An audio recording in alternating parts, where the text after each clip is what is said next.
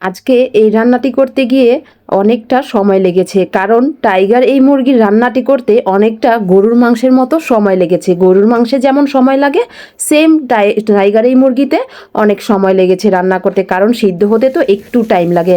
আর এইদিকে আমরা শেষে পোলাও রান্নার জন্য চাল বসিয়ে দিয়েছি। আসসালামু আলাইকুম, সবাই কেমন আছেন?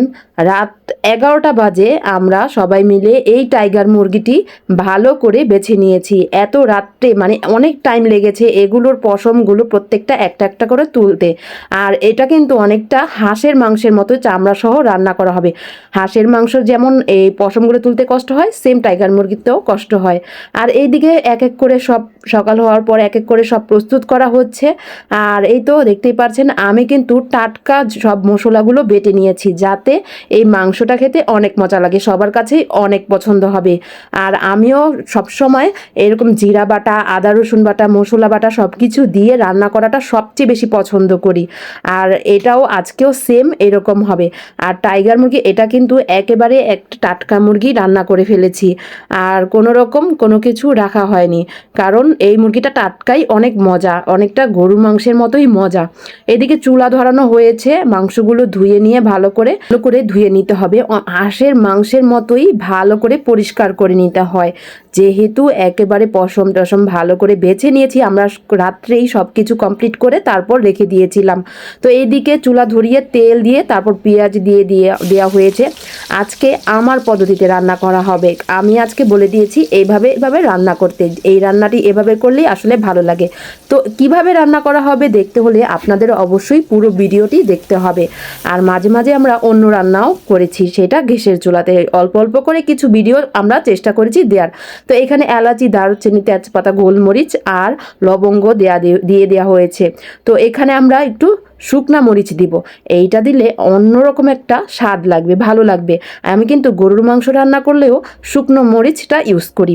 তো এই কদিন গরুর মাংস যে কিছুই রান্না করেছে, আমি তো করিনি, আমার বোন বা আমার মা করেছে বা আমার চাচি করেছে, তো সেখানে আসলে শুকনো মরিচটা দেওয়া হয়নি, কিন্তু আমি কিন্তু দিই, খুবই ভালো লাগবে। আপনারা যদি আপনাদের ভালো লাগলে আপনারাও দিতে পারবেন, একবার দিলে বুঝতে পারবেন যে এটার স্বাদটা কীরকম হয়। তো এইদিকে জিরা বাটা দিয়ে দেওয়া হয়েছে, সব মশলা দিয়ে দেওয়া হচ্ছে।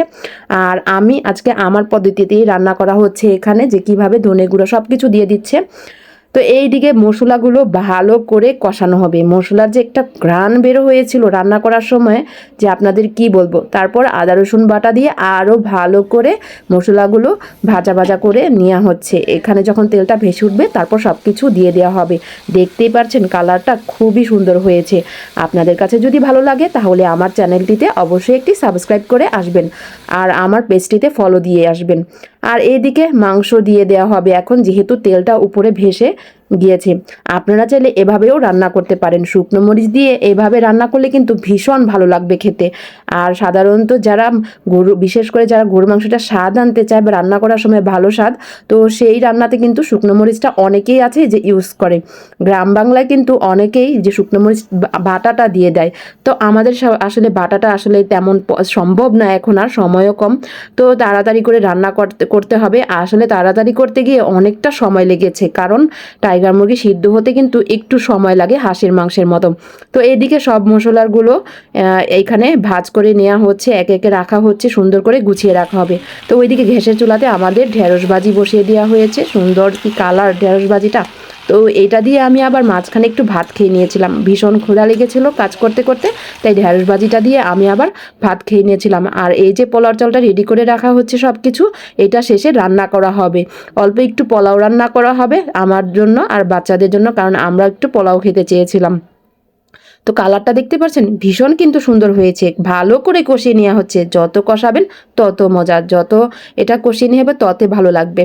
তো এদিকে আমরা ভাবলাম যে কলিজাগুলো যে এগুলো আমরা একটু খেয়ে দেখি কেমন লাগে। কষানো মাংস খেতে কিন্তু ভীষণ মজা। আপনাদের কাছে কেমন লাগে অবশ্যই কমেন্ট করে জানাবেন। আর আমি খাওয়া শুরু করতে না করতেই আমার ভাই এসেও হামলা দিয়েছে, ও নাকি খাবে। তো যাই হোক, খাওয়া শেষ করে এইদিকে আবার চুলাগুলো ভালো করে ধরিয়ে দিচ্ছি। দেখতেই পাচ্ছেন চুলা ধরানটা কিন্তু অনেক সুন্দর হয়েছে, আগুনগুলো সুন্দর করে জ্বলছিল। আর এখানে কিন্তু কোনো রকম ধোঁয়ার গন্ধ হয় না। এই চুলাতে আলহামদুলিল্লাহ কোনো ওরকম মাটির চুলার মতো পুরোপুরি ধোঁয়ার গন্ধটা হয় না। আর এটা কিন্তু সিমেন্টের চুলা, দেখতে মাটির চুলার মতো বানিয়ে ফেলেছি। তো আমি আশা আছে যে আরও কিছু বানাবো, আরও একটি চুলা বানাবো আমরা। তো দেখি কি করা যায়। আর এই তো এইদিকে চালটাও ধুয়ে নিয়েছি, ভালো করে কচলিয়ে ধুইতে হবে। আর ধুয়ে ভালো করে 3-4টা ধোয়া দিতে হবে। যত ভালো করে ধোয়া দিবেন তত এইটা চালটা কিন্তু পোলাওটা ঝরঝরে হবে। তো আসলে পুরো ভিডিওটি করা সম্ভব হয়নি, কারণ ওইদিকে আমার মাংসের ভিডিওটি করা হচ্ছিল আর এইদিকে এইটা। আর এইদিকে দেখতেই পাচ্ছেন চালগুলো ভালো করে ভেজে নেওয়া হবে। যত ভালো করে ভেজে নেওয়া হবে পোলাওটা খেতে কিন্তু তত ভালো লাগবে, আর অনেকক্ষণ ভালো থাকবে, পোলাওটা গন্ধ হবে না। তো এইদিকেই তো মাংসটা সুন্দরভাবে হয়ে যাচ্ছে, পুরোপুরি শেষ পর্যায়ে এসে পড়েছে। মাংসটা দেখতেই পারছেন এইখানে কি সুন্দর একটা স্মেল বের হয়েছিল, যে আমি কিভাবে বুঝাবো। আমরা সামনে ছিলাম, আমরা জানি যে একমাত্র স্মেলটা কত সুন্দর ছিল, কালারটাও খুবই সুন্দর ছিল। তো রান্না বান্না শেষ করে আমরা একটু অন্য পাতিলে ঢেলে দিচ্ছি, কারণ এই কড়াইটা আমরা ধুয়ে ফেলবো, এটাতেই শুধু রান্না করি আর বাকি সব পাতিলে আমরা ঢেলে দিই। তো রান্নাটা দেখতেই পাচ্ছেন কেমন লেগেছে, খুবই সুন্দর হয়েছে। ভালো লাগলে অবশ্যই সবাই একটা কমেন্ট করে আসবেন, আর আমার জন্য সবসময় সাপোর্ট করবেন, আমাকে দোয়া করবেন। আমি এইদিকে খেতে বসে গিয়েছি, কারণ আমার তো অনেক ক্ষুধা লেগে গিয়েছে। গোসল করে নামাজ পড়ে তারপর আমি খেতে বসেছি, অনেকটা লেট হয়ে গিয়েছিল আজকের রান্নাটা।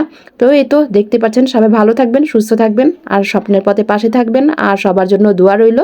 আর বন্যার্তদের জন্য সবাই দোয়া করবেন, বিশেষ করে ওদের জন্য দোয়াটা খুবই জরুরি এখন, যেহেতু অবস্থা খারাপ। আল্লাহ হাফেজ।